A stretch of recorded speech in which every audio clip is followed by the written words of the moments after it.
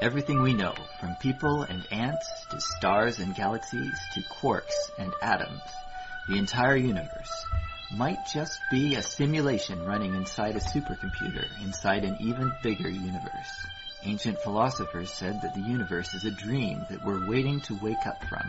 In this dream world of the imagination, anything is possible. All cultural items, from the dreams of our rodent-like ancestors, to books, to television shows, are merely permutations of the reality we think we live in. Today's age of computers and video games places simulations at the center of our cultural consciousness. A select group of us perform simulations for fun and profit, and we call them games, role-playing and otherwise. We live to run simulations. Join us on the Simulationist podcast as we explore our culture of simulations.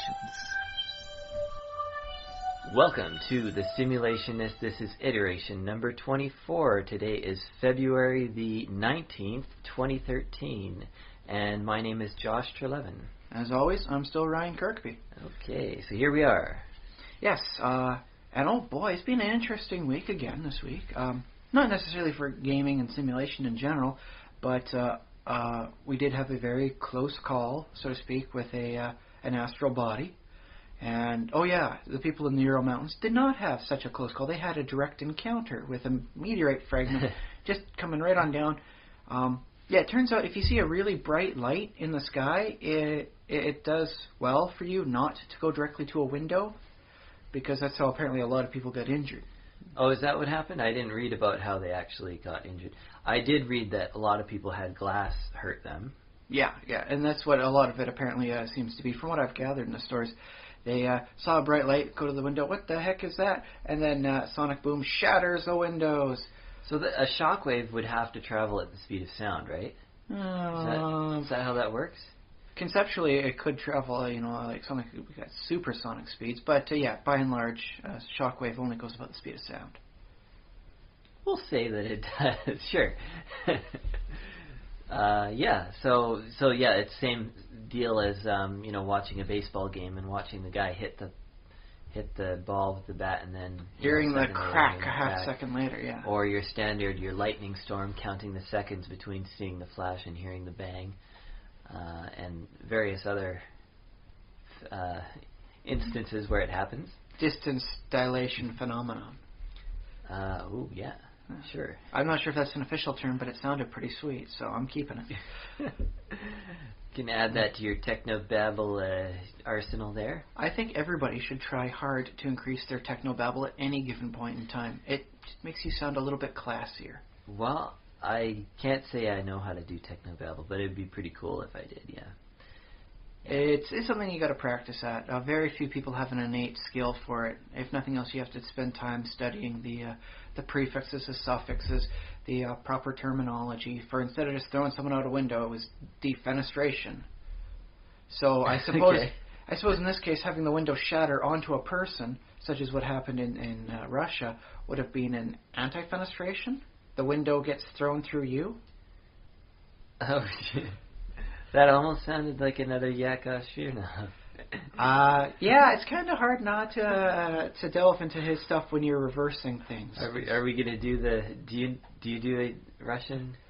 My Russian accent is poor, and I honestly believe I could probably insult a great many people trying it. I think mine sounds like Dr. Nick. I'm gonna try it anyways, because we got, okay. In Russia, window gets thrown through you. And apparently that's not false, according to, about 1,500 people and $33 million worth of damages. Yeah, in one little town, in the middle of nowhere. To them it's not the middle of nowhere. To them they're just offside of somewhere. Mm-hmm. Growing up in a small town, that's what I know. You're never nowhere. You're just so many hours away from somewhere. Yeah. So. Besides, they've had a hard time with things. I'm going to cut them some slack. They're not in the middle of nowhere, especially not after that incident. But yes, I'm going to use that as our stepping point into a nice paranoid theory point. Here's the illumination. A good conspiracy theory relies and effectively demands interconnections between what are, in reality, completely unrelated events. Mm-hmm. And once you have a few points pinned down and connected, you can start webbing out from there. Use the pattern to extend out. See how things go, where you can work with it. It's kind of like playing around with clay. You got to meld it, you got to work with it a little bit, but in the end you can come out with something truly amazing. So you got something? Yes, I do. Okay, the meteor that fell in Russia fell in the Ural Mountains. It did this on February 15th of this year. The Ural Mountains was also the same location of the, conspiracy-wise, infamous Dyatlov Pass incident, wherein in February 2nd of 1959, there was an incident involving the mysterious deaths of, I think, 9 people who were hikers. Spoiler alert, mundane solution is there was an avalanche and the people had to get out of the area. It did not survive because of a snowstorm happening. But that's not the fun, exciting conspiracy thing. I recommend going to the Wikipedia and reading it. Okay, spell it out again. That's Dyatlov. Okay, we'll put a link there too. It was named after one of the people who was leading the group up there. The pass had effectively no name before that, and they've named it for the guy since. Okay. Which proves that even if things go bad, at least you can get your name put on something from it. But yes, read the Wikipedia article on it. I think it's absolutely wonderful way of showing just how scary and just creepy something can be completely natural. The concept of in the middle of the night, an avalanche wipes out your tent, and now your clothes are wet, and so you can't put on your boots, and so you got to cut your way out, and you got to make your way to proper shelter. And what happens, in these horrible areas when you're no longer in your element, even though you're a trained professional and everything's going wrong. It's still wonderfully dismal and full of despair. Yeah, and you like that, right? Because you're sick. Well, for the purposes of telling a story, a lot of people have to resort to supernatural elements, Lovecraftian elements, to make things full of despair. But no, in some cases, when you're removed from society and things aren't going right, you have no hope. Yeah. You can try your best, but there is no hope in your mind at that thing. And I think the Wikipedia article really helps capture what was going on there. But, okay, so there's your mundane explanation for that. Apparently sometime like 30 years after the incident was investigated, there were other things coming up to light. Like some people saw, weird glowing lights around the pass at that time. Some people reported that the clothing of the campers had extremely high levels of radiation, and that their skin was an odd color of orange when they were found, like an unnatural orange. Once again, spoiler alert, that kind of happens, color deformation, when you're dead and like in such conditions. Okay. It's not common by any means, but if the situations are just right, you can have some very odd things happening to your corpse. So, silver lining if you like having a story told about your post-mortem. I don't know. But yes, so there's that. Both happened in the Ural Mountains, and we'll connect to something that happened just today, February 19th, is the space station lost communications with NASA for about 3 hours. They were doing some updating stuff, and apparently there was they were barred from communicating with the relay satellites that were talking with NASA. But that's the official story. Of course, if you're creating a conspiracy story, that was completely not what happened at all. For 3 hours, they had to have no communication with the rest of the terrestrial Earth. So, you can... Because they were having an alien conference call instead. Well, that wasn't a meteorite that landed, in Russia 3 days prior. That was an alien spaceship that crashed down. And so they were having a diplomatic discussion going on with the aliens about how they're going to go about their recovery, picking up the pieces, and the whole, covering up the incident so that nobody knows aliens actually exist. You could work it some other way. If you want fairies, I don't know, have some fun with it. Make other connections. But we have these 3 separate events. Technically, none of them are related to each other. But you can connect them. And you can use various themes to connect them and extrapolate from there. For instance, the Russian meteorite crash and the Dyatlov Pass incident happened 54 years and 13 days apart. So if you work back another 54 years and 13 days, that was the same time as the St. Petersburg Bloody Sunday Massacre in Russia. And it marks 3 weeks after the startup of the famous train that they have that goes through the Ural Mountains. Yeah, I'm trying to follow you here, but okay. So if you take the time distance between the two dates, these two unconnected things, and extrapolate back, you have a third incident happening. Of course, there's a third incident happening. Things always keep happening. The trick is to find something that some ways connect. The St. Petersburg Massacre happens in Russia, so you have 3 events happening in Russia for this. Okay. This would be a Russian. I think Russia is a nice place for conspiracy theorists to mine. Well, Western conspiracy theorists, because it's the other people after. Because let's face it, it's no longer the Cold War, but some of the mentality still lingers. It's the other people over there in Russia. It's just the not us. Yeah. And it's a nice way of looking at it to separate yourself from the events. It allows you to change them up a little bit. Well, I mean, we still think of Russia as kind of not quite right in the head. Well, I think that might be partially from them having a bad time of it, partially from a difference in culture.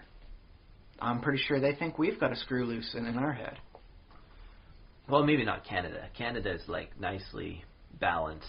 We're like the younger, more innocent brother of that guy down the street you absolutely hate. If you're counting us as the West, and Russia as the East, yeah.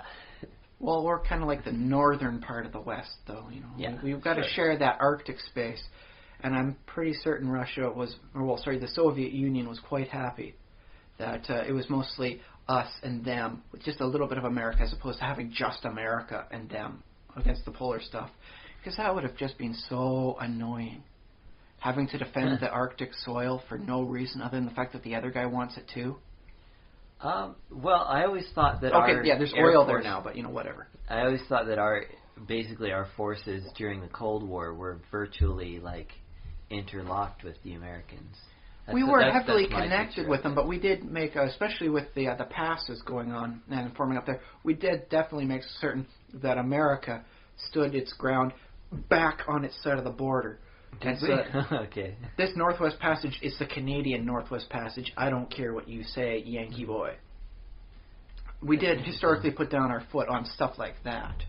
Now that the Northwest Passage is actually a viable thing sometime of the year, and potentially full time in the future, things are getting a little murky on that. But historically, Canada has put its foot down, eh? Yeah, that's cool. Because, we do have, like, one of our recent prime ministers made a pretty big deal about saying, we got to hang on to the Arctic because we might lose it if we don't use it. Use it or lose it? He said something like that. Basically. Yeah. His version of use meant extract resources from, with very little regards to the environment. Yeah. I'm sure we could make an argument for use it as in ecological protection for the good of the rest of the Earth. But, that doesn't bring in a lot of money. I had another thought, too, and this is, like, in case there's any Australian listeners out there, I want to hear their thoughts on this, because, Canada has this vast, very sparsely populated, icy wasteland as part of it. It's considered part of its territory. It's called Northwest Territories. And now Nunavut, too, of course. The higher-up parts of Nunavut are pretty barren. And Nunavut and all that. So Canada kind of, like, oversees this territory, but it's not really, populated. It's hard to call it part of a country. I mean, we say that. And then... That's only because no one else has really tried to stake much of a claim to it. If you go all the way around the planet to the other side, to the South Pole, Australia has actually a similar deal. They have a section. Not everybody recognizes the Australian claim to Antarctica, but they have a very large section of the pie of Antarctica that is considered by the Australians and by some other countries in the world. I don't think Canada, but anyways, that's considered Australian territory. And yet, for some reason, when they calculate, how big is Australia and all that, they don't include that. But with Canada, they do include our Arctic territories. I think the Antarctic is an interesting example of not including it, as it's more like like Denmark and some of its territories, or France with some of its colonies. Like, I don't believe they put in French Guinea as part of the French Guyana, or Guyana. French Guiana. I pronounce it Guinea. It just sounds a little funny for me. But yeah, well, okay. Guinea's a different place. Yeah, but okay. French Guyana. Okay. It's not, the territory of that isn't included in how much territory France is. It's included in separate notes. If you look at like the CIA World Factbook, they include other data for that, but it's not intrinsically put in. Okay. So I believe the Antarctic is in a similar situation. It might be. I think like if you ask official French sources, they say, you know, how big is France, they will include that territory along with some other Pacific islands, and France might even have an Antarctic claim, although I can't remember now if they do. Maybe not. But they do have islands near there anyways. Yeah, they have a term for their sort of separate areas. Although interestingly enough, the French... Some French word, I don't know. Well, it translates out well into English, but I don't know the exact specifics, but it's basically like a semi-sovereign territory. Okay. Although their locations are technically part of the European Union. So yeah, there is a part of the European Union in South America. Yeah, yeah. Which is a little odd, but, you know, whatever. Most of the places uninhabited there, too, really. Some native tribes inland, but by and large, everyone's on the coast. Yeah, that's true. Yeah. They do have a nice space shuttle stuff going up there. Yeah, I read about that, too, that, yeah, the European Union uses that for a lot of their space exploration. Like, they launch stuff from there, so that's pretty cool. It is nice to see. It has a niche market for what it does. Yeah. 25% of the population is devoted to that sort of industry, so yeah, it's big for them. They ain't losing that without a fight. Yeah. All right, but yes, going back to our conspiracy. Okay, theory, back to the conspiracies. We can use this time thing to mark other events going on, like the meteorite and the space station happened approximately 3-4 days, depending on where you want to work on the time, like versus Greenwich median versus it's this time of the day versus that time. Okay, sure. 3 to 4 days separate between the two events. So what happened 4 days after the Dyatlov Pass incident? Well, that would be Cape Canaveral's first successful Titan intercontinental ballistic missile test. So then you can now connect, using this sort of pattern of time referencing and all that, to mark that Cape Canaveral. Oh, great, you can connect NASA to these events now throughout the pattern of history, as well as the American military and the complex associated with all their stuff. Then again, you can work it with even more obscure times. Like, instead of 54 years, and... 54 years and, yes, and 13 days. That works out to be 19,737 days. Oh, yeah, so you did this math earlier. Yes, I actually took the time to double check on this. I'm doing it again in my head. Wait, how much was it? 19,737 days. From that, you can use 1973. You've got 7, and then we can take the 3 or 4 days from the distance between the meteorite and the space station problem going on, and you can start extrapolating from there. Now, the trick, of course, on this is to keep the whole thing vague and mutable so that you can include other things. It's like, okay, this event happened on this day, or it happened on that day. This one works better with my theory, so I'll include it in that way, and then later on try and beef up that connection. So, okay.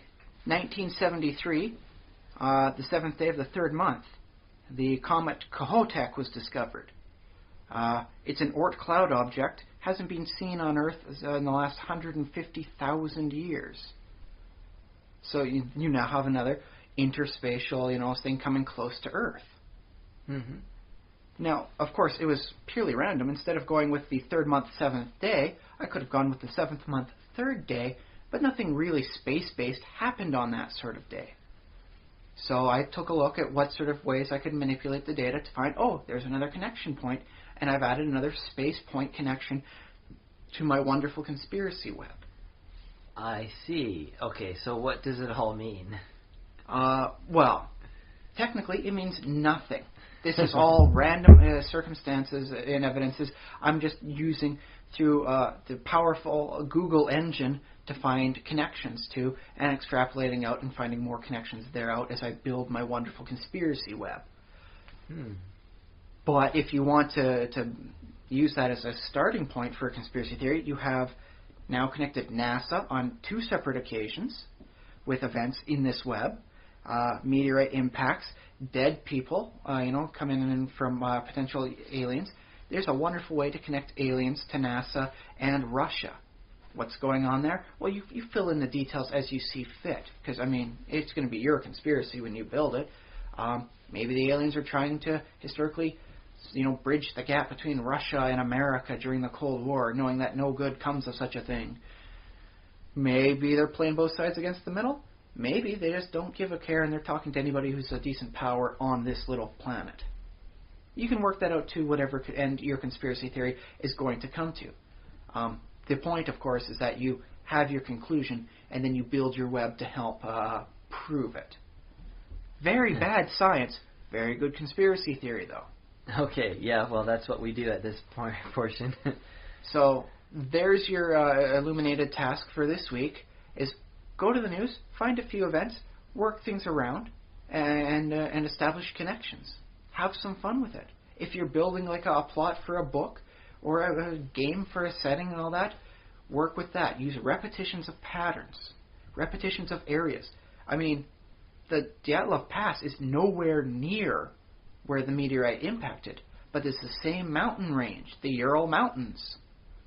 So that's how you connect the two, even though you can clearly see how many hundreds of miles or kilometers away the two events really were. You got to ignore some stuff if you're building the web. You got to connect what you want, and that's how it goes. All right. So there's your lesson for illuminated thoughts. Illuminating. And there's your task. Very illuminating. Thank you. Wow. Sometimes the whole thing shines on us, and everything comes out as a very easy topic for the week for a conspiracy theory. Oh, yes. Conversely, if you do want to work away from aliens and more towards supernatural things, you could try and connect the time from which the Pope resigns to when the meteorite came down, and connect that as a sign of the apocalypse. So, like, angels sent the meteorite.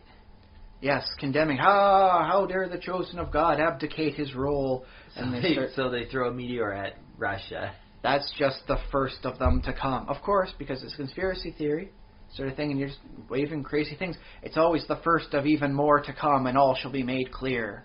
It's funny, I was actually doing some reading on the internet about how whether or not terrorism is an effective strategy for, like insurgent groups. Like, if they really want to accomplish their goals, like, aside from the moral issue, like, should they be doing terrorism?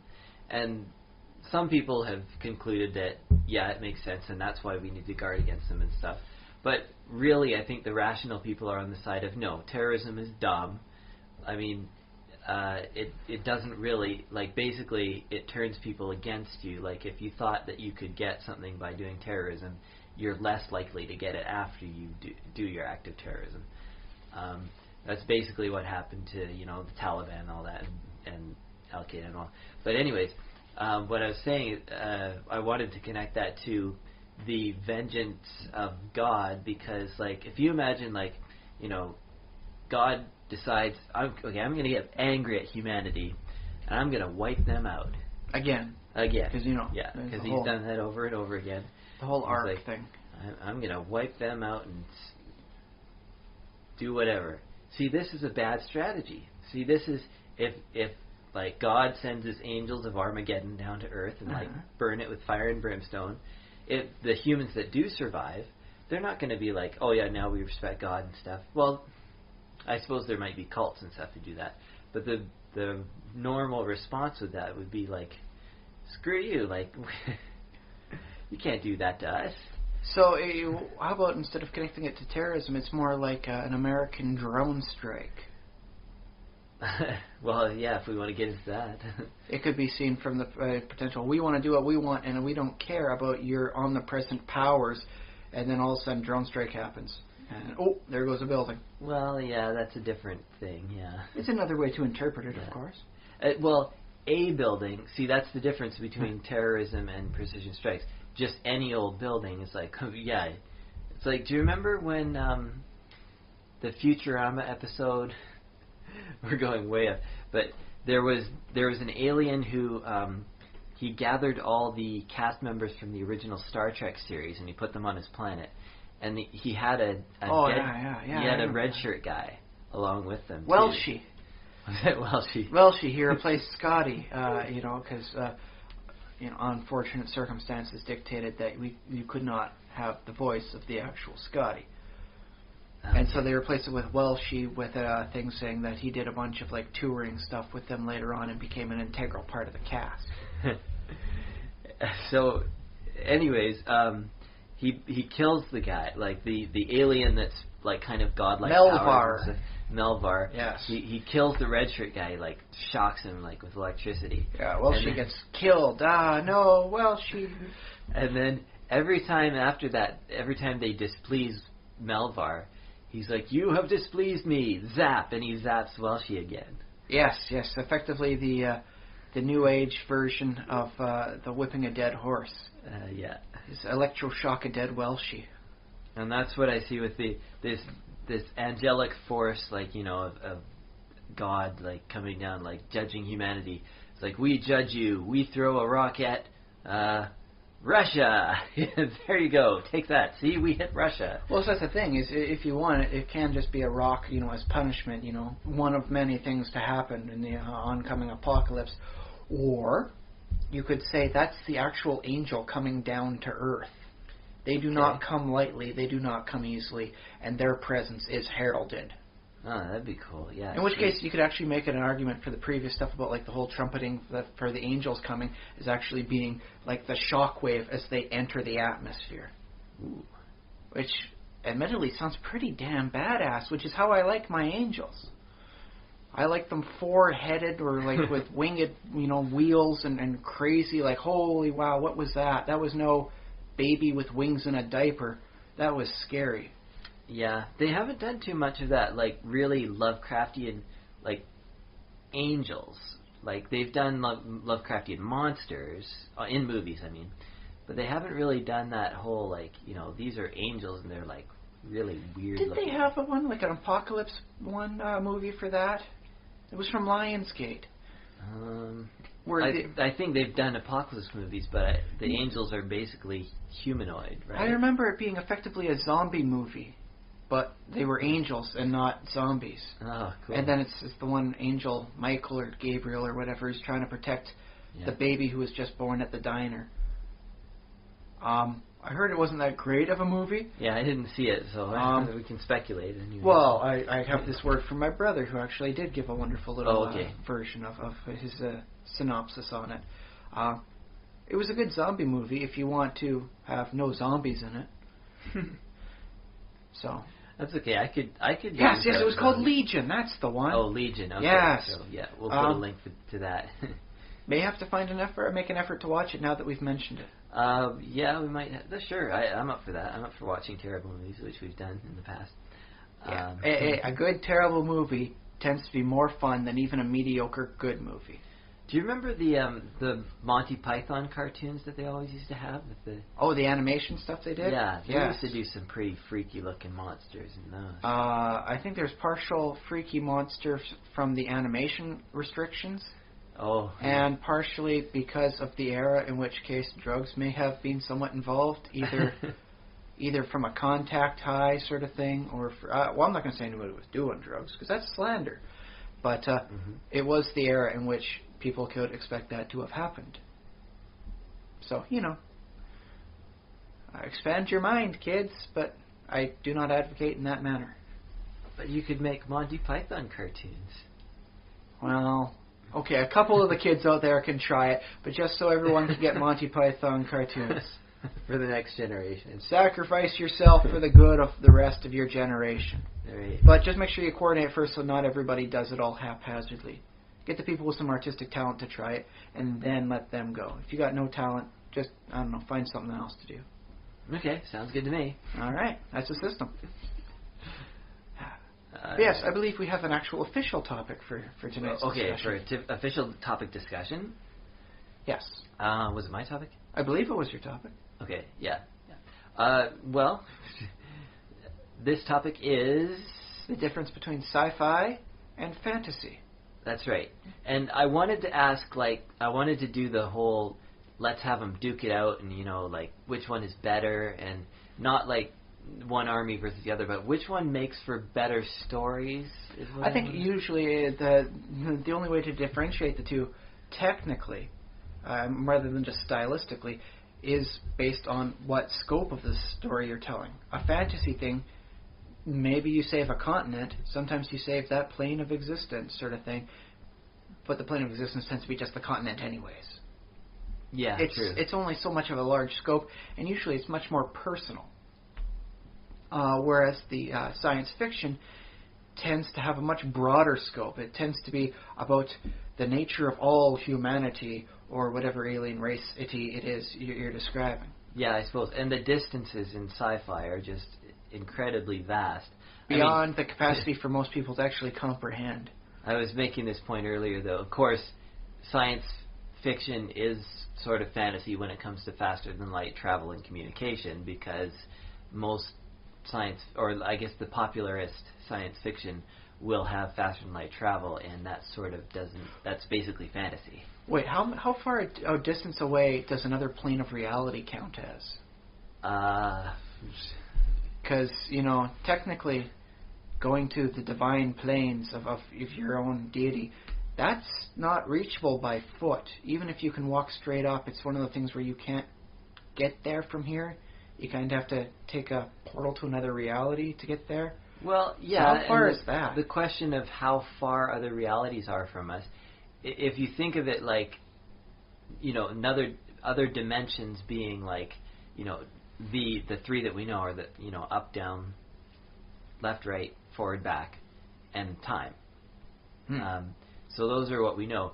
If there's, if you say there's a fourth dimension that we just aren't perceiving, it might be that travel to other realities and planes would be an actual distance via that fourth or fifth dimension, or whichever it is. So it's just a matter of figuring out a way to turn that other 90 degrees instead of vertically or horizontally. You got to find a way to turn it on the other axis to get twisting through time. Yeah, exactly. I think that's how it's been explained, at least in things like Planescape, for example, and that you're traveling on one axis when you're doing elemental travel.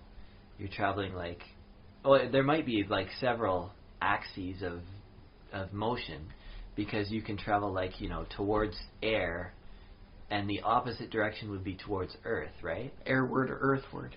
Yeah, or something. Or air and Earth are opposites, kind of ish. And then, for the purposes of the Great Wheel cosmology. Yeah, and which is ironic, because that's actually not part of the Great Wheel. That's part of the inner plane. Right. Whatever it is. And the Great Wheel, I think, is a little simpler, because you're traveling. There's basically, you can go one or the other way around the wheel. You can go to the next plane on the wheel. So this is another axis. This is, I don't know, the 6th or 7th dimension by now, because one's taken up by, or a couple are taken up by elemental axes, and then there's one for the Great Wheel, which is around the wheel, one way or the other.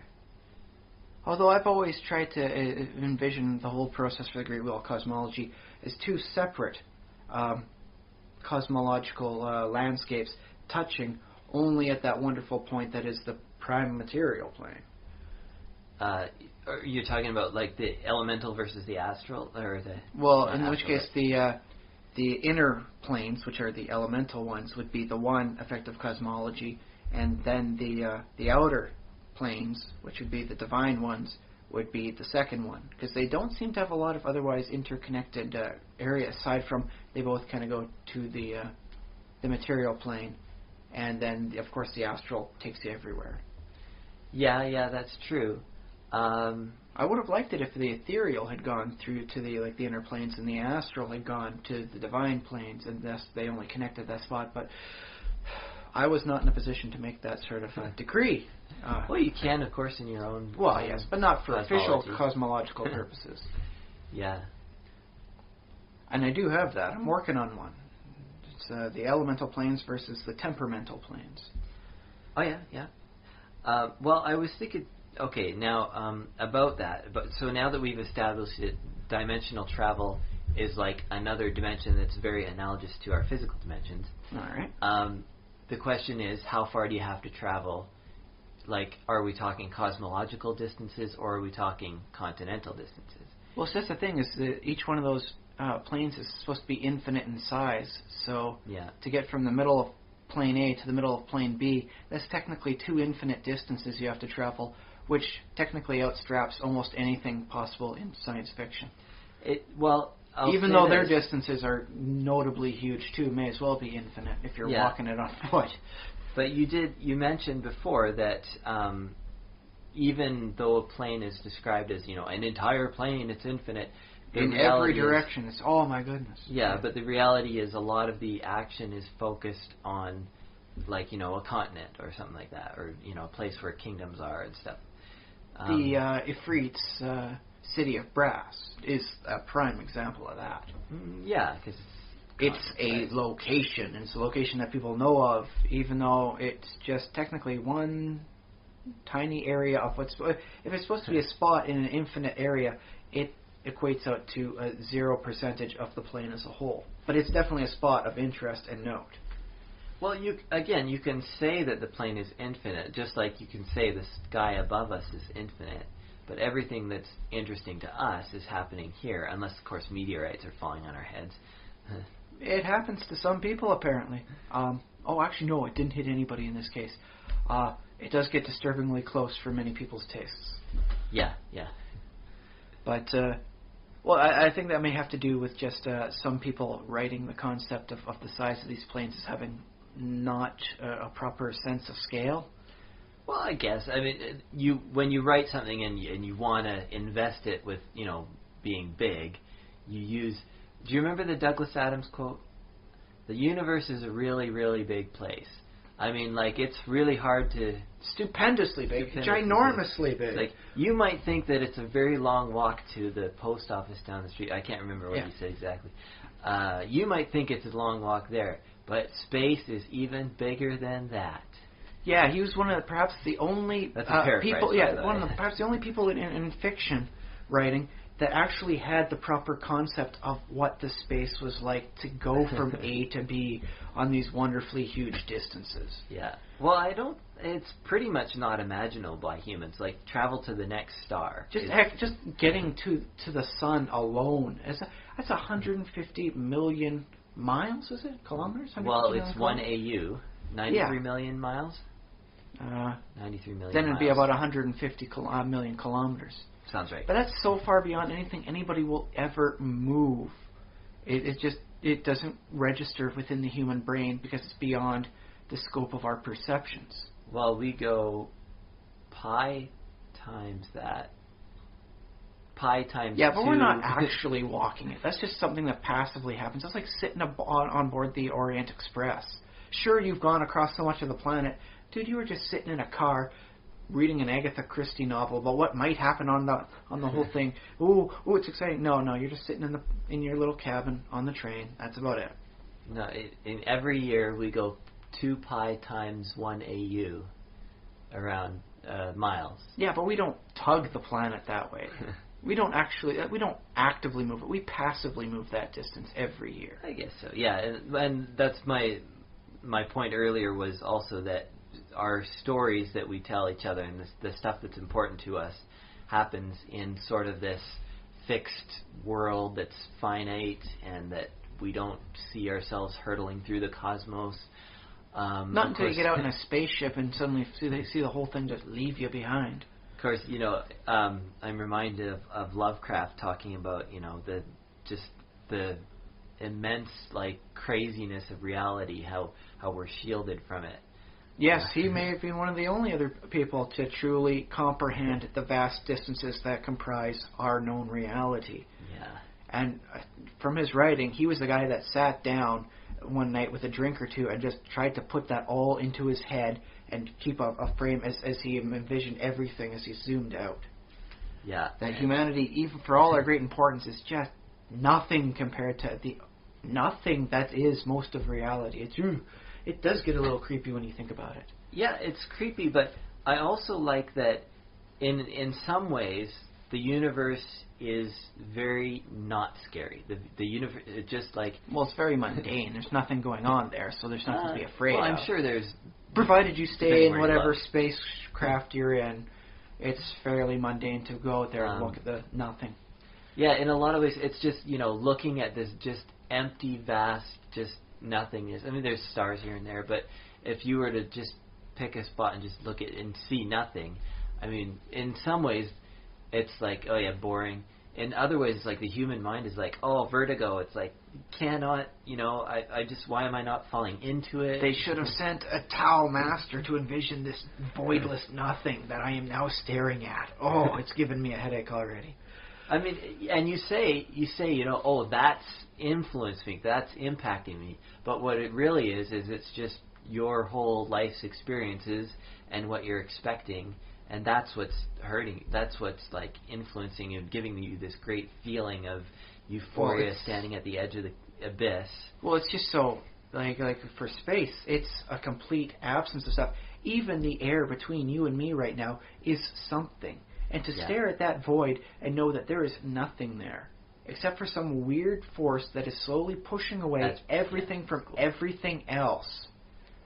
That's so against what we have our framework of reality for in our minds that, honestly, I may need to lay down a little early tonight just because of the comprehension of it. It's like, whoa. Yeah, it blows your mind. Although, again, another quote, I'm just full of them. Another bad quote, badly paraphrased quote. That's okay. You'll have time to put up the proper quote, later on. I believe it's Mark Twain, although he said a lot of things that he didn't actually say. Other people said, but anyways, he said, someone asked him, aren't you afraid of death? And he said, no, I'm not really afraid of death because I was, basically it's the same existence I had before I was born, like for millions of years. To quote the song at the end of Life of Brian, always look on the bright side of life, is you come from nothing, you go back to nothing. What have you lost? Nothing. And technically you didn't even lose nothing, you just regained nothing. Yeah, exactly. So, I mean, we have this reaction of, mind blown, and yet there was a time when there was no mind to be blown. And that in turn should blow your mind again. So it's this recursive mind explosion. I can't believe we're not on drugs. High on life, baby. Oh, and high fructose corn syrup. Yeah, a little bit of caffeine. And we drink pop. I don't think there's anything in my wife's adobo. I'm not willing to testify on that because I don't know how the chemical interactions work for everything. But I'm fairly certain there's nothing psychedelic in there. Like 97 to 98% certain. Oh, well, okay. So, let me see. The topic was sci-fi versus fantasy. So, just conceptualizing the sci-fi end of things takes some sitting down and getting used to. Whereas the fantasy sort of thing tends to be, I will plunge you into a realm not unlike that of your past. So it's a little easier for you to imagine, even if eventually the protagonists of the story wind up fighting a Minotaur or 7, and weird fantastic beasts that way more than any flying beast should wind up flying through the sky after them.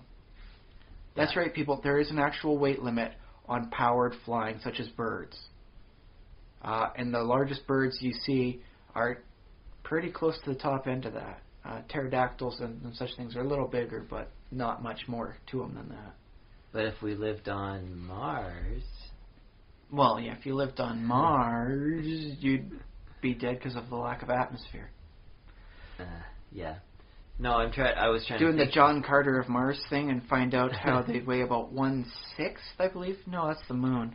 Well, okay, we'll just move to the moon then. Okay. Yeah, you weigh 1/6, so if you put a proper atmosphere in there, you can have larger flying creatures.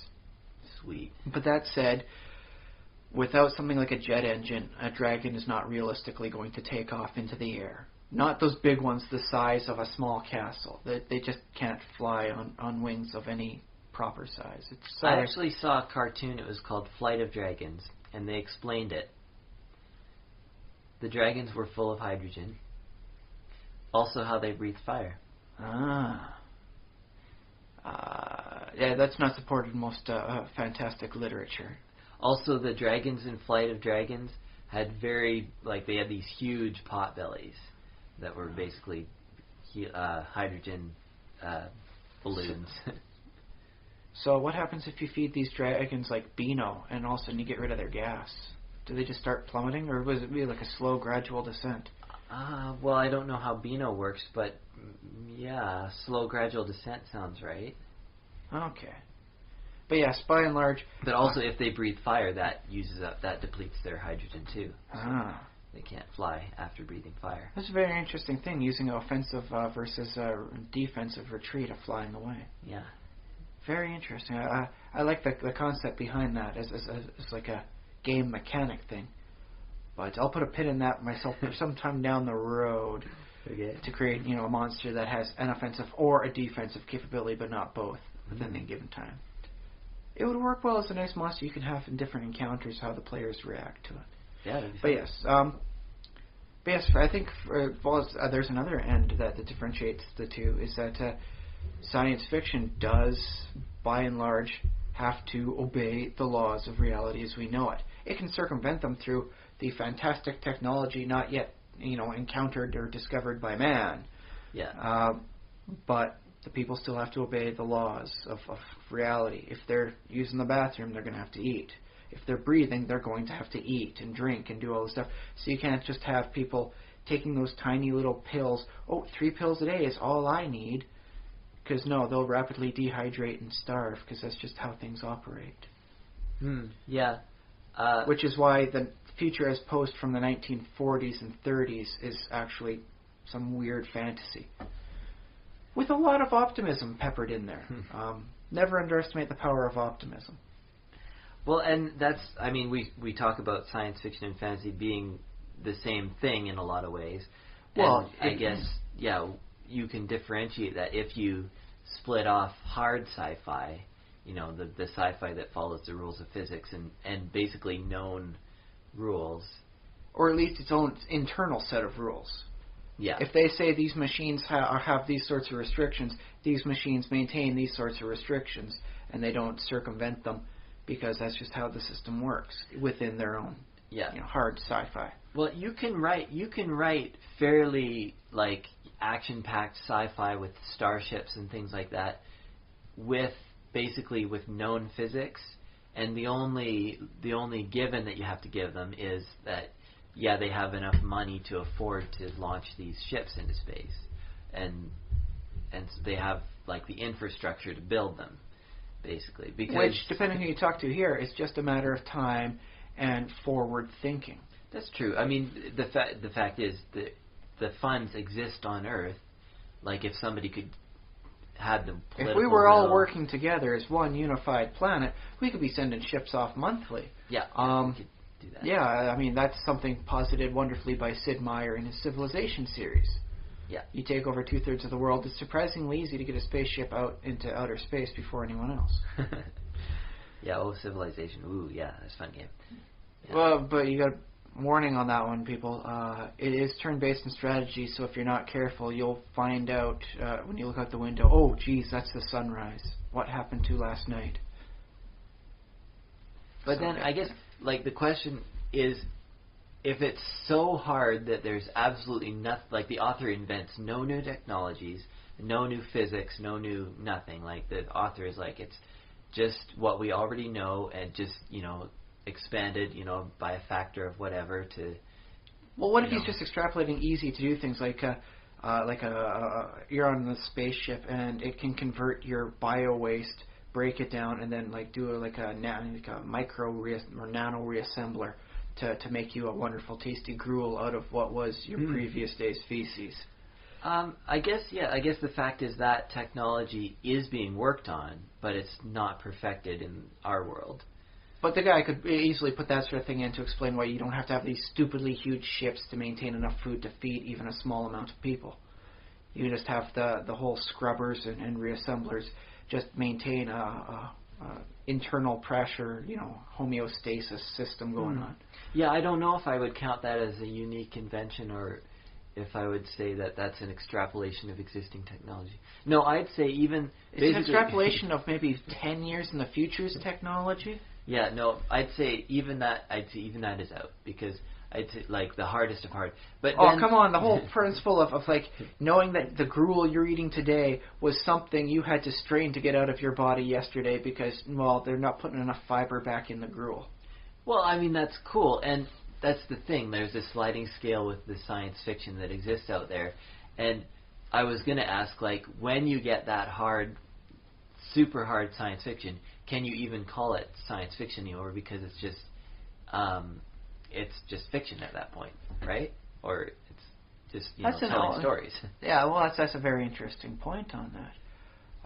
You know what? I actually wouldn't mind seeing some really nice hard fiction where it does take you these long times to get from A to B, and then you can wind up having some really good stories, building suspense as it takes you, apparently according to the new technology that they're working on now, it'll take you about 3 months to get to Mars.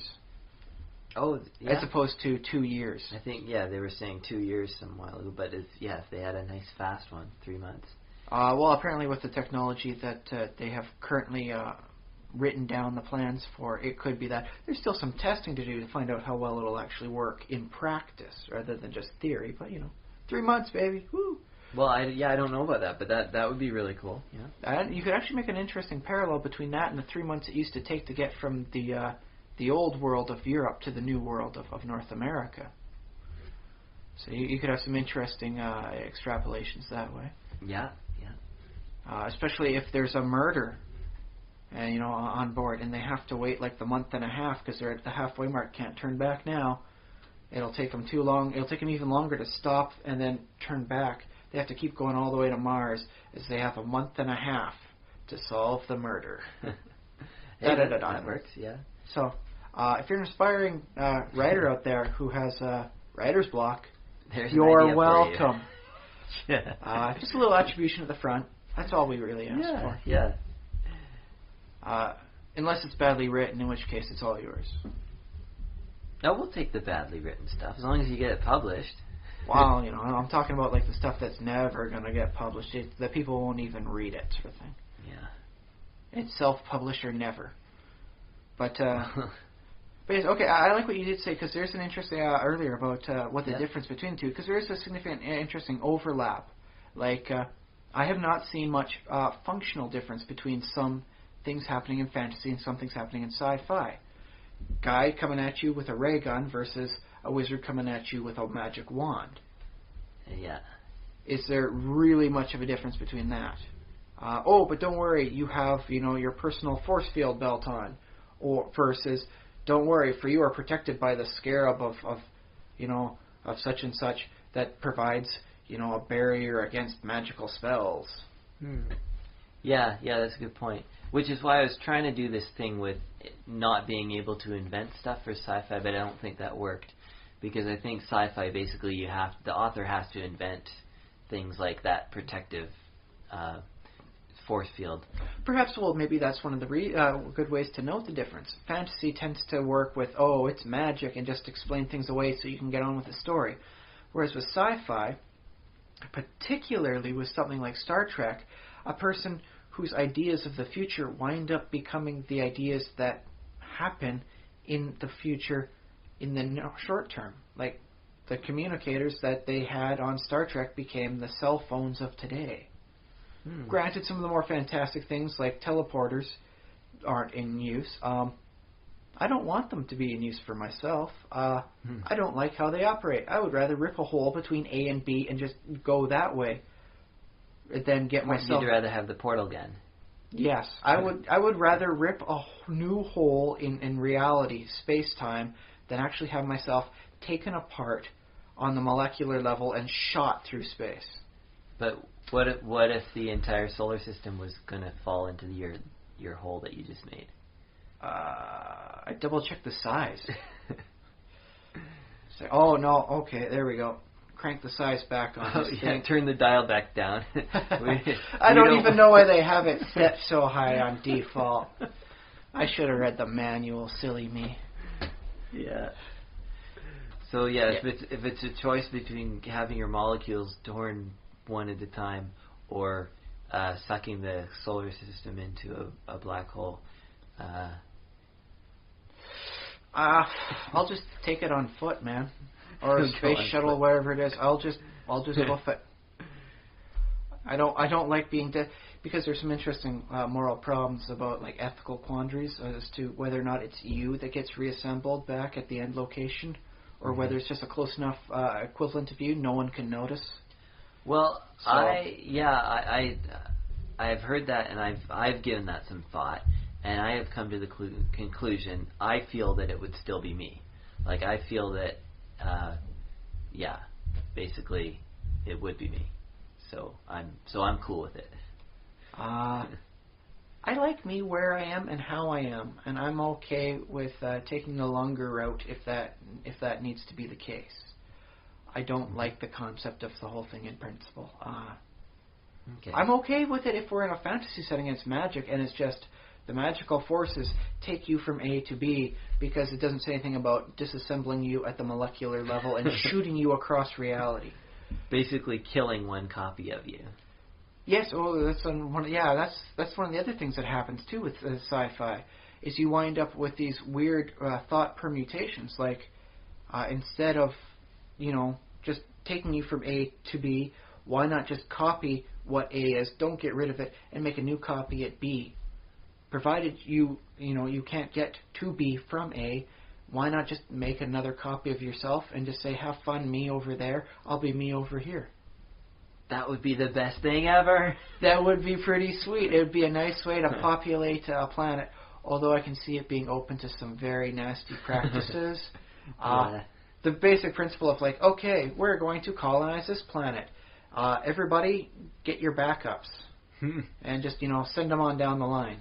That'd be great because, like, you mentioned the crossings of the Atlantic and the age of exploration, and how many people died during that? Like, people died. Like half the ship would die going. Yeah, you get a bad case of dysentery going on, or like, oh no, the Black Plague's here. Dang rats. And then here we are getting all squeamish about the sci-fi universe where our doubles are getting killed. I mean, come on. Okay, now here's a question. Okay. If we were to take, like, the entire city of Victoria, that we're both living in, and that's what gets copied, we win the lottery. It's like, oh, yay, sure, Vancouver got to host the Olympics, but we get copied over to the new planet over there. Ha-ha. Oh, sweet. I'm a married man. Would the copy of me be married to the copy of my wife, or does everything have to start from scratch again? Do we have to get remarried? My initial thought is that yes, your copies would be basically so similar to you that they would believe that they were married to each other. So yeah, you can just carry on as if they were you. So B. Ryan and B. Renelin wind up it's just like a de facto thing, and when you get down on the new planet, you can opt out of the marriage then because you're technically not the same person who was on the Earth. Well, I mean, there is a way. Even though the chances of that would be like remotely slim, because we are both happily married, we wouldn't do that just on a spur here on Earth. We probably wouldn't do that there. Yeah, some interesting legal ramifications going on, though. I'm saying there is a way to opt out of marriage on Earth, and it's called divorce. But technically, you're not the same person who got married on Earth. You're the copy of him, albeit so similar that the points are only semantic in difference. Well, you could make that case. I think. And I'm sure somebody on the new planet probably would. Instead of going for the old-fashioned divorce, they'd opt out. I'm not this person. I'm not actually married to this hag of a lady.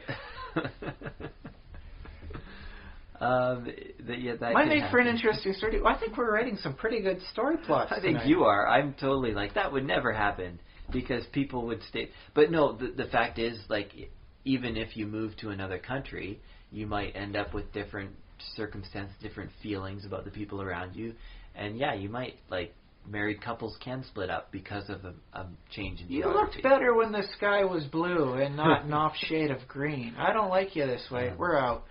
And the other thing is, if the city of Victoria became transported or duplicated over to Mars, and it was the only city on Mars, obviously we'd have to diversify quite a bit because Victoria doesn't produce everything it needs. No, which is why the actual likelihood of the city of Victoria being duplicated is very slim. I mean, why would we need another set of people who rule over BC, like the premiers and all the various people that wind up going into the Capitol buildings? Why would we need a second copy of them on a place that doesn't have British Columbia? Well, I suppose they would need people. They would need about the sort of mix of skills that you would find in a city. Like they would need administrators. It seems to me the administrators for an established province would be a completely different set of people than the administrators needed to establish the burgeoning colony of New British Columbia. New British Columbia. Oh, great. An even longer name. NBC. New British... Well, I think that's true in a sense. New Columbia, maybe? New Columbia. Sure. Columbia is a fairly Martian Columbia. It's got a space type pedigree of the name, Columbia. Well, there was there's a disaster, shuttle, yeah. And I'm sure there are many features on different planets and moons and asteroids and asteroid belts that can be named Columbia. Okay, yeah. So instead of Mars, we're going to like an asteroid belt thing. That sounds a little extra cool. Yeah. And so, yeah, the asteroid of NBC, New British Columbia. New British Columbia, yeah. Can we throw in something else? New British Columbia? No. Neo-Columbia? Neo-Columbia. Because they have that whole Neo-Tokyo thing that keeps happening in the future thing that they do for anime. Neo-Tokyo. They should call New Canadian British Columbia. How about that?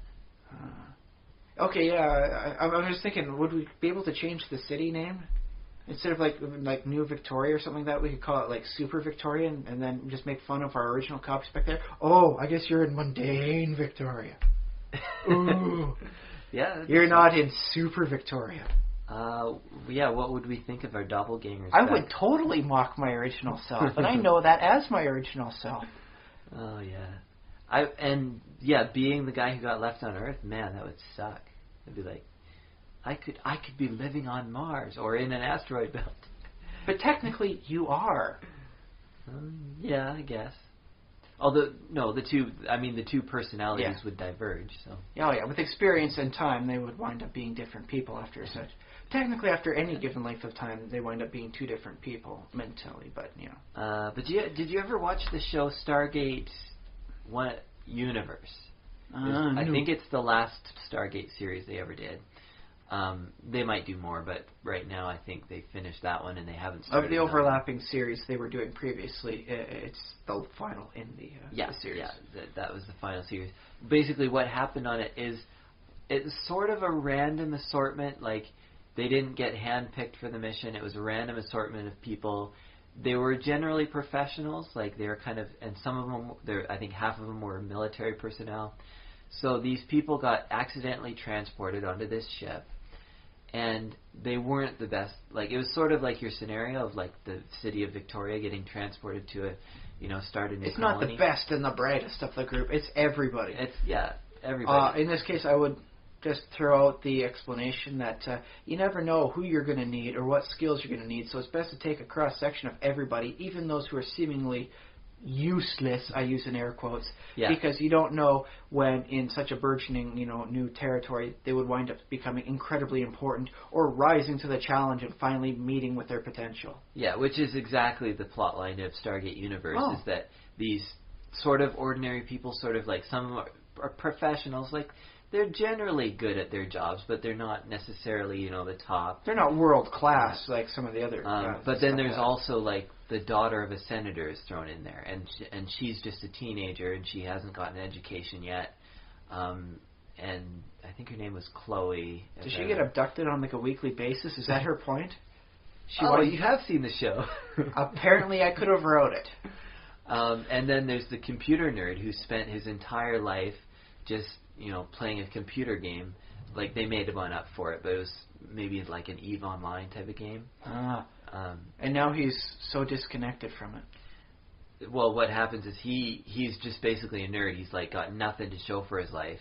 And then one day, these like, you know, guys in the black suits knock on the front door. His mom answers the door, and they're like, what's his name? David Blue, come with us.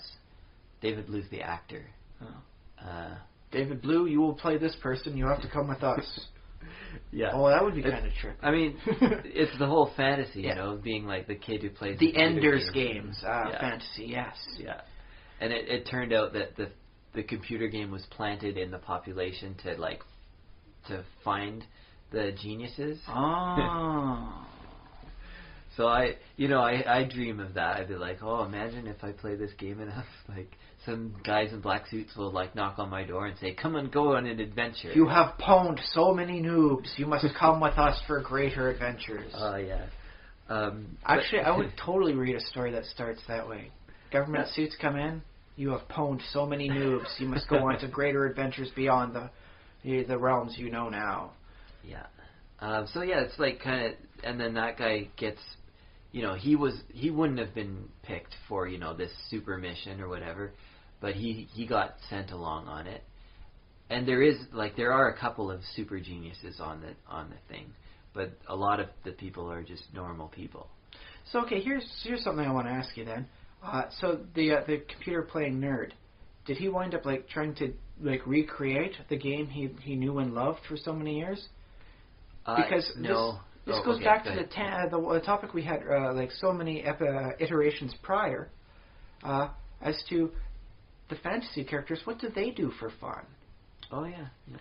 So in this case, if they're on their space mission, people are going to get bored. Yeah. So maybe a person who can recreate a highly entertaining game would be a very big asset because it keeps everybody from slowly going stir crazy. Yeah, it's funny. Like in the series, what ends up happening is he gets super busy because they teach him how to do, or I guess he somehow knows physics, like, and he's able to work on equations and stuff, and basically assist. There's a main scientist guy. Oh, he becomes an Igor. No, well, I guess maybe he's like somebody's grad student, maybe, which is sort of basically Let's face it, they're Igors. They just have a better title. Yeah, but because this is like it's on a ship far away from Earth, and they're the only hope. He's pretty important to the whole like calculations and figuring out where the ship is going and trying to figure out how to drive it because it's a super advanced technology and all that. Alien tech. Yeah. So he basically doesn't have time to play video games, which that is kind of strange because his personality flips from, you know, when he lived on Earth, he did nothing of importance and frivoled his life away. Well, I don't want to say that either because the attention that he was giving to his particular game was a very high level, like it was equivalent to this kind of actually spending time doing something, you know, important. Yeah, because he was like objectively important. Let's face it, there's some subjective importances. Yeah, and I should point out too, like before people write us emails about video games. Well, I don't know if anybody will because video games tend to be maligned. But I want to say that I think video games are a lot more valuable than we give them credit for. I do know. I remember. Well, see, it all comes down to whether or not you're doing it passively or actively. Because I remember playing World of Warcraft and studying it and figuring out why am I playing this so much and just letting the D&D books collect a little dust. And so I was thinking about the differences between the two, and I learned from that, you know, contemplation. And I learned the roles of the purity of just one role as opposed to trying to do everything. Oh yeah, that's true. Which is something I note a lot of people in D&D have an interesting problem with. They try and be the guy who can do everything, as opposed to one very competent part of a machine. Yeah, and the other thing in D&D, when you create a character and you go to pick out all your gear, I find like what happens is all the characters, they buy all the gear that they think they'll need. And then they have this like 50. Nobody does encumbrance anymore, but if they do, I still do, and I make sure just in case for that. It's like I don't want this guy to be labored down. I'll spend the extra cash and get him a donkey if need be. Yeah, and you buy a donkey, you buy a backpack, and you have all these like 70 pounds of gear in your backpack, And then, like, the other 4 members of the party, well, some are less prepared than others, but basically you end up with some duplication. Whereas it would be nice to have everybody sit down and plan this all out. Yeah. Rogue's going to need to do a lot of, sneaking and peeking. We got to make sure he's light, but let's make sure he carries some rope with him because he needs to move up and down and around sometimes too. Yeah, and there really only needs to be one mule to carry everybody's stuff, right? They're pretty strong, yeah. Unless you're going into some of the narrow corridors, in which case, I hate to say it, but technically it's good just to get like a first level commoner NPC to carry your stuff and have them stay in the back. Porter. Yeah. Although they tend to get used as trap detectors by a surprisingly comprehensive group of parties. C'est la vie. Yeah. Well, here's how you avoid that. Make the NPC one of the party's little brothers. I was just going to suggest putting down something like a 50 gold, life deposit. You don't bring the guy back alive, you don't get the money back.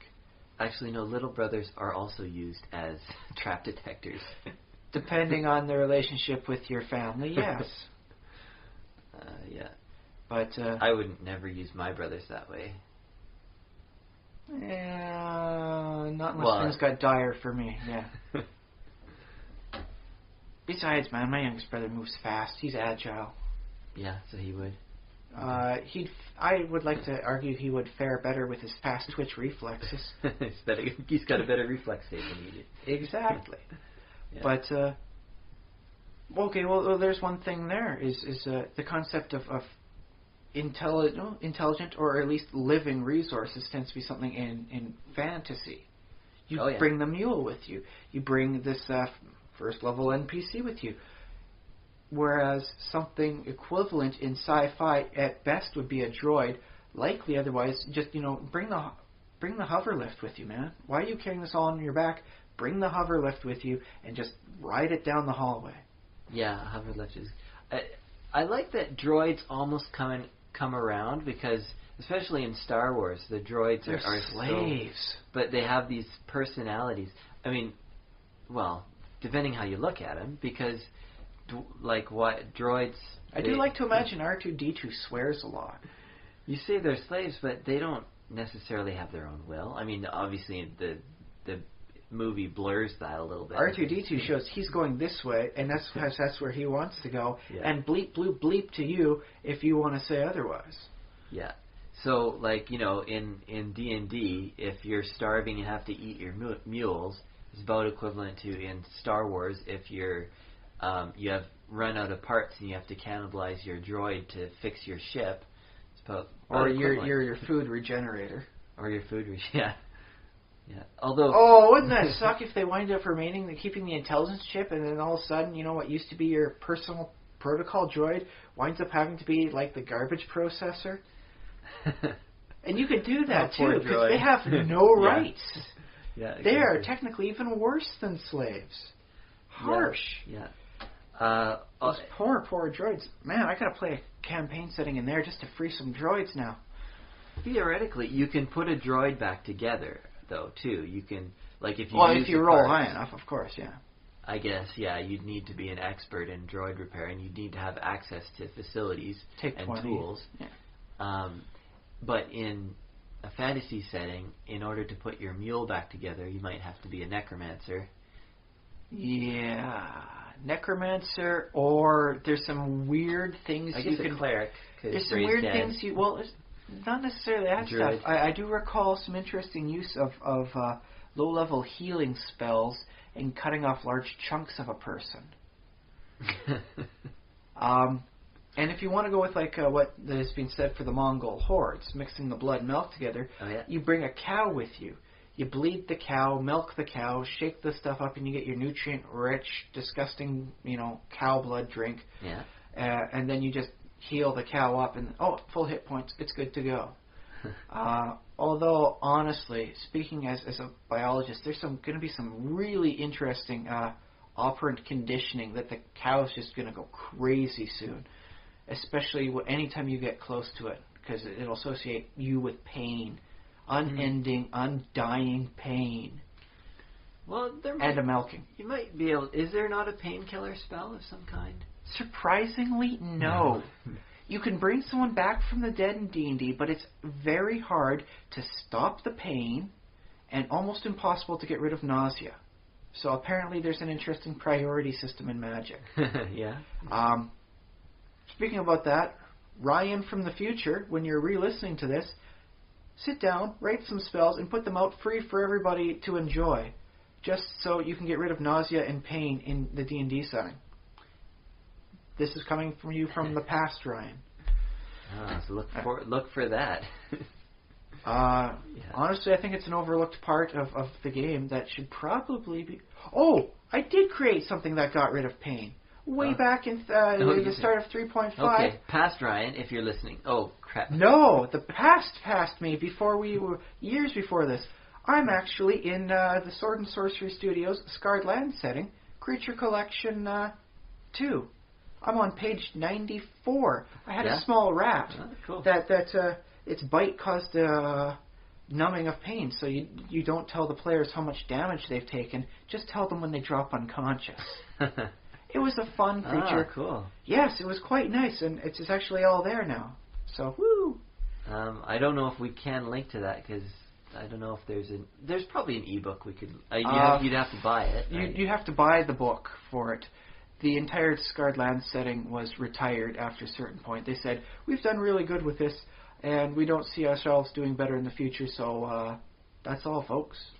But, Drive Through RPG, they're not actually a sponsor, but maybe after this. If you go to drivethroughrpg.com, you can probably find this book of yours. Yes, the Creature Collection 2. Yeah. That's it. If you're in the area and you have a physical copy, I can put my signature on there for free. Yeah. Because I'm actually in there. I've spooked people. It's like, yeah, I'm right there, Ryan Kirkby, on the people contributing. And they went, oh, and they stepped back. Oh my God, you are. I never actually cashed the check for that, eh? Really? Did you frame it or something? No, I mean to frame it one day, but it's just I did it because I wanted to contribute to gaming as a greater whole. The fact that I would have gotten some money from it is purely tangential to me. I guess so, yeah. I was doing it because I thought I could create something good for them, not because I wanted $20 in cash. It wasn't even $20. It was like 3 cents a word sort of thing. Okay. You don't get paid high rates unless you're famous. Spoiler for everyone out there. No, yeah, that's quite true. But yeah, that's something that they definitely have that in the sci-fi stuff. I mean, you see that as first and foremost. Painkillers. Yeah, painkillers. That's first and foremost. When people get shot in Star Trek. Oh, there comes up Dr. McCoy or Dr. Crusher. Okay, now the pain's gone, and now I'll use my healing stick. It's not a magic wand of healing. It's my healing, stick, and there goes the wound. Okay, you're good to go again. Red shirt, run. If you disassemble a magic wand, do you find anything inside of it? I kind of imagined it would just be absolutely full of fungus and gunk from all the positive energy there. Just nothing dies. Oh, creepy. That's just how I interpreted it myself. I honestly, if I ever had the chance to have anybody ask what the wand of Cure Light Wounds looks like, it would have been a still living green branch. It would still have been alive. That's cool. There's another idea for future Ryan to write up, is some more wand descriptions. Because honestly, it should be more than just a stick. I like what the Harry Potter stuff did about putting magical components inside the wand, like a phoenix feather sort of thing. Yeah, that was cool. very nice stuff, and I would like to have seen more of it. Yeah. Use a proper crystal lattice to show what's going on inside. Heavily stylish. But then again, their wands weren't exactly the same wands as D&D. They're more of the Jared stones from the Diablo 2 game. Okay. I was thinking D&D 4th edition actually has more of a similar wand to the Harry Potter series. Yes, I think that was a great idea. Yeah, that was a great idea. Yeah, effectively the equivalent of you can enchant your stuff that way to get your accuracy up. Yeah. Great idea. Even though I wasn't a fan of 4th edition, a good idea is a good idea. I still have plans on doing that if I'm ever playing a wizard in a campaign. I'll give it a proper name, Wizard's Focus or a Jared Stone, or just make it sound really nice. Yeah. But yeah, there's going back to the whole sci-fi versus fantasy. I really do like the stylistic differences between the two, even when they're effectively the same story, just told with a different backdrop and costumes. Mm-hmm. Because I think if you want to look at the differences, that's the best way to imagine. Imagine yourself in a theater, and it's two groups of actors putting on different plays. What is really different about the stories? And if you can imagine such a thing, okay, you might have your own different way of going about it. And it just seems to me that the stories for the sci-fi tend to have more weird extrapolations, but the fantasy tends to have the more dire things happen. Like in fantasy, if this town gets copied over to another reality, that other reality is probably going to be demons mimicking humanity, or it's going to be like shadow evil doppelgangers getting ready to replace, their primes. Okay. And so that's how I see it. And you think sci-fi? What is sci-fi like? Cyborgs? They'd be. Or? In sci-fi, it would be them copying and then analyzing the differences and the logical fallout. Like even though B. Josh on the asteroid of New British Columbia is for all intents and purposes you, at least initially. He's going to have to get a new social insurance number. He's going to have to get all new bank accounts and all that sort of thing. Yeah. New emails and all that, because you technically aren't the same person that you were. The First Bank of New British Columbia. The new Canadian Imperial British Columbia Bank or whatever, NCIBC. Oh yeah, there we go.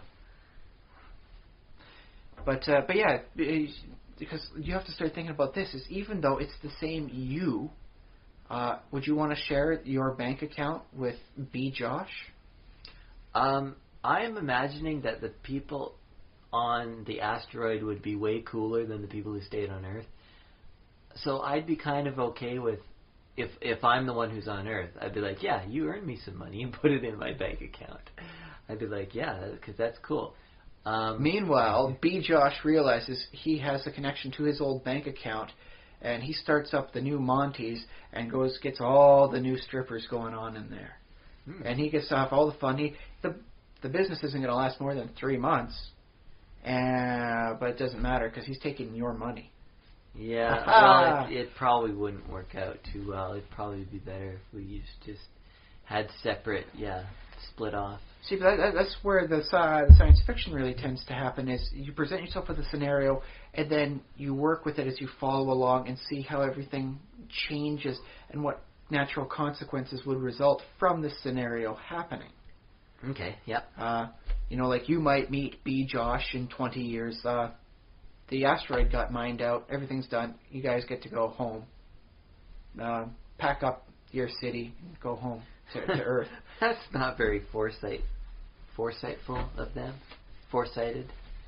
Not very long-term oriented. But but then you get to see the meeting of yourself with B. Josh in 20 years and how the two of you have changed. You with your cushy life here on Earth and all your breathable air, whereas the Josh off in New Victoria becomes a hardened man. Maybe. That would be an interesting thing, because at first I was thinking definitely it'd be cooler to be the asteroid guy. But, Earth guy has a lot going for him too, being still integrated in civilization, for one. Integrated with a whole, planet-wide civilization, as opposed to what is going to be a very nasty telephone connection out in space. Like those modems, and I think you are not getting a millisecond ping. You are getting like a 2-3 second ping. You can't play the same MMORPGs. You're going to have a separate server just to make sure everyone there can play it properly. Yeah. By the way, he doesn't wind up getting your WoW account either. So it'd be suddenly... and you can take it the other way. Imagine yourself suddenly being on, because it is you there. Right. So you're now there. You don't have a bank account anymore. You don't have a social insurance number anymore. All that time you spent getting your max level characters on WoW with all the purple gear, No, not yours anymore. You've just lost every extra little thing about it. Well, I'm not You that do get to attached effectively to my keep your WoW foot. account. But all the little things like that, you now Yeah. have to sit down. You have to go through the whole getting a new bank account sort of thing done. Unless, I suppose, he took the foresight to take the time to sit down and do that before you went out there and just sent the paperwork later on. Well, I'm kind of assuming that the whole, like, the government agency that set all this up is going to think about that and going to be like... But you're still going to have to fill out the papers, sign the forms, and figure it this way. You're not technically going to be you anymore when you're on the Super Victoria now. You're going to be Josh. Beta, or however you're going to call it, New Josh, Josh Beta, Josh version 2. Yeah. However you want to change it, you're technically not Josh Treleaven anymore. You're going to have a different version for your name. You suddenly lose a fraction of your personality and who you are based on things such as basic as your name and how you identify you as you. Well, maybe, but yeah, again, like I'm imagining there's this huge bureaucracy on top of it all who's doing all the managerial stuff regarding the copying. Will they have a social services department for that?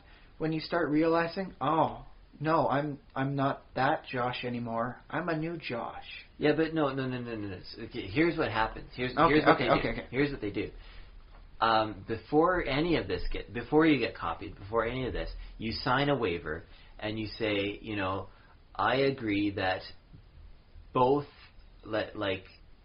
copies of me, like the original and the new copy, are going to be considered equal inheritors to the all your possessions of that what do not I am. otherwise. Yeah. And a lot of those possessions are going to get duplicated, so there's no worry that. Yeah, your house gets duplicated in this case, so that's all good there. The bank accounts, the bureaucracy is going to set up a new bank account for you. You still have to sign the forms, though, when you become the new you. Well, you sign the forms, and basically you're acting for both. Like, before you get copied, you're acting for both. And then after, you're bound by that agreement, but you can start, if you want to change it, you can start the process of that, whatever that is, just as a new legal entity. Because, before the copying you were one legal entity, and then after the copying you become two legal entities. And they're both bound by things that your original did, but, there's always ways to get out of contracts. There will be some interesting other things to take care of too. Like you have a degree, correct? Yeah. And so technically, you're going to have two copies of the same degree afterwards. So you'd have to get a hold of your post-secondary education to make certain that the Beta Josh gets make sure he's still because it's the same Josh. He went to the same school and all that. Yeah. That they both, have the degree, and it doesn't get divided like, oh, it has to be just one of you gets the degree. It has to be worked out that, both. These are things that, yes, if we're going to duplicate a whole city, we're going to have to think of all these little nitpicky things. And that is one of the funs of sci-fi versus fantasy. Sci-fi is you're going to have to sit down and think about all the little nitpicky things. Like, figure this. You have friends up in Prince George, right? Yeah. But you get duplicated up over to New British Columbia, but not the people in Prince George. And so, very soon, provided you keep in contact with these friends in Prince George, it won't be your friends in Prince George, it'll be the other you's friends in Prince George, because it'll start being different connections. That's a good point. I think would I duplicate my Facebook and my YouTube and basically I'd have to split off my Facebook account into two, and I'd have to ask all of the friends' permission to copy them over to my other account. Yeah. And then it's like, say your friends from Prince George come on down, and you have a night of fun with them down here. Yeah. That's not happening with the you up there. Yeah. And so the friendship becomes a little different, because you won't be the Josh that had that really wicked night, out at the clubs, man. You remember that? That was awesome. No, you're not that Josh. You're the other Josh. Yeah, well, and that's fine with me, because that's a little bit like having a twin, or having a brother or sister who's very close in age to you, basically you grow up in very close proximity. You have a lot of the same friends. You do a lot of the same things.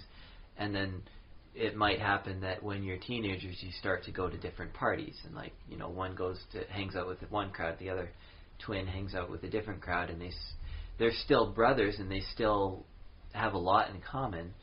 But they start drifting apart different. I mean, they're just different people. I mean, that doesn't seem too sci-fi-ish to me, that there would be, because we have twins in the real world. Yeah. But there's just a lot of other things to figure out. Like I said, 20 years later, you guys meet up again. Change in policy. Turns out living out on Astral is totally bad for everybody's health and is xeno-ecologically irresponsible to mine them into nothingness. So, the process is now unfavorable, and everybody comes back home because you can't stay out there anymore. So you got to meet the you, and then you got to see the path that didn't happen. Yeah, like, it's always going to be harder for the guy who has to adjust to the new life, because the guy coming back home, he's lost his home that he's known for 20 years and his livelihood. And some people move from location to location every couple of years anyway. So yeah, that's true. But figure this. What if, that 20 years from now, you come and you meet Beta Josh, and he's got a wife and kids. Mm-hmm. Not your kids. Genetically, yes, but no, not really anymore. And so you'd see this weird life that you've led and yet didn't lead. Well, at least them together. To me, it's very similar to just knowing that my brother got married and had kids, which happened. Or I've got a young kid. She's not quite 3 months. If Victoria was to become duplicated into Victoria and Super Victoria, and then we reunite 20 years later, that's a 20-year-old kid I have technically never seen. She looks exactly identical. Maybe, give or take. I don't know how some things different. Maybe you guys don't get enough milk up there in Super Victoria. She's not as tall. Or, maybe there's weird scars or accidents that go on, sort of thing. So there's slight differences here and there. Yeah. But at this point, my kid, I don't think is even technically right or left-handed. So it could be very, very basic changes going on. And so, or wind up, I have the one kid with my wife here. Beta Ryan has a kid with his wife there. But it's not the same kid later on, because, the random happenstance of creating a child is so very random for the genetic stuff. They're completely different kids. Although, on a genetic level, they are considered direct siblings. Really weird little things. Yeah. Things that really make you wonder about what qualifies the nature of family and what qualifies the nature of who you are. Yeah, well, and, in the real world, there are plenty of examples of people who are very closely related. Like twins that marry twins.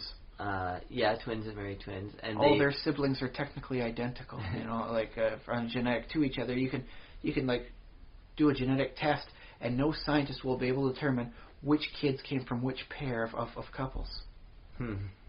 Yeah. Whoa. But that's the thing. The world that we already live in is so super weird. Like, why do we even need? But no, I mean, we need sci-fi for cool stuff, cool stories. But we have a lot of cool stories just in the weird world that we live in. Yeah.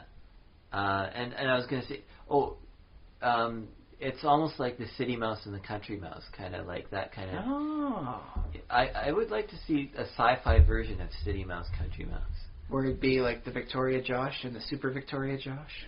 Yeah, exactly. Like one guy who's lived on an asteroid. Okay, instead of having to, go back to Earth, that whole thing, after 20 years, wonderful technology is developed. Getting there is like a 45-minute, space bus ride. Yeah. Okay, once I guess you get through the hour of customs on each end, because sure. Well, there's some worries about diseases going on later on. It's an actual thing you'll have to worry about. But yeah, then you can just go visit them for the weekend. Yeah, well, that's cool. It's like, I'm going to Super Victoria for the weekend. I won't be back till Monday, guys. So long. My doppelganger. I mean, that's the question. Yeah. What do you call him? Is he my twin? Dude, doppelganger is such a horribly derogatory comment. I can't believe you would use that. And you're me, and I would never use that. So yeah, we'd have to. I would almost say like brother seems the most appropriate. Like just. I think there'd probably be as well. I'm just thinking. On the one hand, I think I would be okay, or Beta Ryan would be okay for the term doppelganger, because then you can utilize like a group of them would be a gang of doppels instead of a doppelganger. Yeah. And I'm a sucker for good wordplay, so I'd would be he. okay with it too, but. I also recall. Let's see. Yes, it was an episode. A couple of mentions in the Clone High cartoon.